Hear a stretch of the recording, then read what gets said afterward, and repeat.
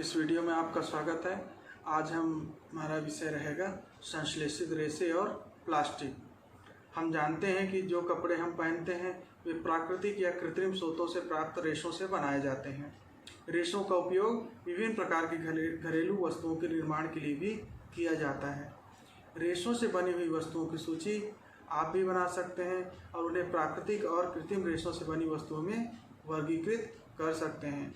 ऐसा करने पर आप देखेंगे कि कुछ वस्तुएं प्राकृतिक रेशों से तथा कुछ कृत्रिम रेशों से बनती हैं। कृत्रिम रेशे मनुष्य द्वारा विभिन्न रासायनिक पदार्थ से बनाए जाते हैं, इसलिए उन्हें कृत्रिम या संश्लेषित या मानव निर्मित रेशे कहते हैं। रेयान, नायलॉन, डेक्रॉन, टेरिलीन, टर्बन आदि संश्लेषित रेशे हैं। संश्लेषित रेशों से बने वस्त्र अधिक टिकाऊ होते हैं। इनमें सिकुड़न नहीं आती, ये बहुत जल्दी सूख जाते हैं या इन्हें इस्त्री करने की आवश्यकता नहीं पड़ती है। आपने विशेष अवसरों पर लोगों को जरी लगे वस्त्र पहनते देखा होगा। जरी तांबे के तार या सोने या चांदी की परत चढ़ाकर बनाया जाता है।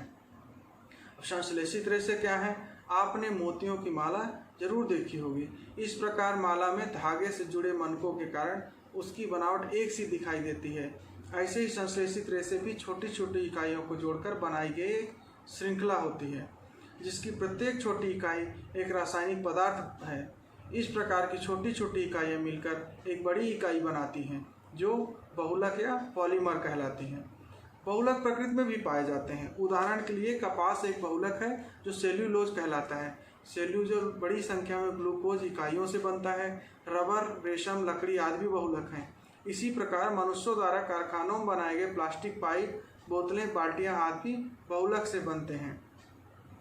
अब संश्लेषित रेशों के प्रकार के बारे में बात करते हैं तो रेयान। आप जानते हैं कि रेशम कीट से प्राप्त किया जाता है। इससे बने कपड़े की बनावट बहुत सुंदर होती है तथा यह बहुत महंगा होता है। इसलिए रेशम को कृत्रिम रूप से बनाने के लिए प्रयास किए गए। 19वीं शताब्दी में वैज्ञानिकों ने रेशम के समान गुण वाले रेशे प्राप्त करने में सफलता पाई, जिसे रेयान या कृत्रिम रेशम कहा जाता है। यह काष्ठ लुगदी के रासायनिक उपचार से प्राप्त मानव निर्मित रेशा है, जो रेशम से सस्ता है। रेयान में कपास मिलाकर चादरें अथवा ऊन मिलाकर गलीचे बनाए जाते हैं। नायलॉन, यह भी मानव निर्मित रेशा है। इसे बनाने में किसी प्राकृतिक कच्चे माल, पौधे या जल से प्राप्त का उपयोग नहीं किया जाता, अतः यह प्रथम पूर्ण रूप से संश्लेषित रेशा था।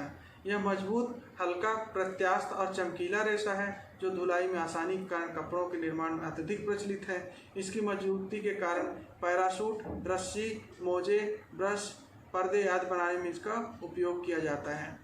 पॉलिएस्टर, यह भी एक संश्लेषित रेशा है। इस रेशे से बने कपड़ों पर सिलवटें नहीं पड़ती और ये सरलता से धुल जाते हैं। टेरिलीन एक लोकप्रिय पॉलिएस्टर है। इसके बहुत महीन रेशे खींचे जा सकते हैं। इसी प्रकार पेट एक ऐसा पॉलिएस्टर है जिसका उपयोग बोतलें, बर्तन, फिल्म, तार एवं अन्य उपयोगी सामग्री बनाने में किया जाता है।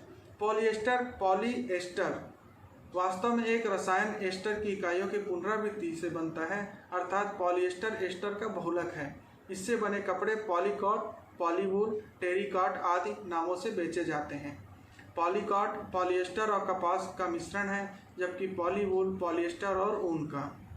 एक्रिलिक, हम सर्दियों में स्वेटर, शाल, कंबल आदि का उपयोग करते हैं।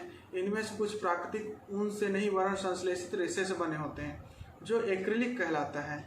इससे बने वस्त्र अपेक्षाकृत सस्ते होते हैं। संश्लेषित रेशे अधिक टिकाऊ तथा पहुंच के भीतर होने के कारण अधिक लोकप्रिय हैं। संश्लेषित रेशों के गुणधर्म, आपने प्राकृतिक एवं कृत्रिम रेशों को जलाकर देखने वाला क्रियाकलाप जरूर किया होगा। आपने देखा होगा कृत्रिम रेशे गर्म करने पर पिघल जाते हैं। यह इसका एक हानिकारक गुण है। यदि इन कपड़ों में आग लग जाती है तब ये पिघलकर पहनने वाले व्यक्ति के शरीर से चिपक जाते हैं। अब इसके बाद हम बात करते हैं प्लास्टिक की। आपने देखा हम अपने दैनिक जीवन में प्लास्टिक से बनी कई वस्तुओं का उपयोग करते हैं। आइए प्लास्टिक के बारे में और अधिक जानें। संश्लेषित रेशों की तरह प्लास्टिक भी एक बहुलक है। सभी तरह के प्लास्टिक में इनकी इकाइयों की व्यवस्था एक ही प्रकार की नहीं होती है। यह रेखीय या तिर्यकबद्ध होती हैं। प्लास्टिक की वस्तुएं अलग अलग आकार एवं साइज में मिलती हैं, क्योंकि प्लास्टिक को आसानी से सांचे में ढालकर कोई भी आकार दिया जा सकता है। प्लास्टिक का पुनः चक्रण भी हो सकता है। इसे रंगा या पिघलाया जा सकता है। इसे बेलकर चादरों में बदला जा सकता है अथवा इसकी तारें भी बनाई जा सकती हैं। इसलिए इसके इतने प्रकार के उपयोग हैं। पॉलीएथीन, पॉलीथीन प्लास्टिक का ही एक उदाहरण है जो पॉलीथीन थैलियाँ बनाने के काम आता है। कुछ वस्तुएं ऐसे प्लास्टिक से बनी होती हैं जिन्हें एक बार सांचे में ढाल दिया जाता है तो इन्हें गर्म कर नरम नहीं किया जा सकता है। ये प्लास्टिक थर्मोसेटिंग प्लास्टिक कहलाते हैं। उदाहरण बैकेलाइट और मेलाइन। बैकेलाइट ऊष्मा और विद्युत का कुचालक होता है, इसलिए बिजली के स्विच, बर्तनों के हत्थे आदि बनाने के काम में आता है। मेलाइन एक बहुउपयोगी पदार्थ है, आग का प्रतिरोधक है तथा अन्य प्लास्टिक की अपेक्षा ऊष्मा को सहने की अधिक क्षमता रखता है। इसका उपयोग फर्श की टाइलें, रसोई के बर्तन, अग्नि प्रतिरोधक कपड़े और आदि बनाने में किया जाता है। टेफ्लॉन एक विशिष्ट प्लास्टिक है जिस पर तेल और जल नहीं चिपकता है, इसलिए भोजन पकाने तथा पत्रों पर न चिपकने वाली परत के रूप में लगाने का काम आता है। आज के लिए बस इतना ही। अगले उसमें फिर से इसी विषय पर कुछ चर्चा करेंगे। तब तक के लिए धन्यवाद।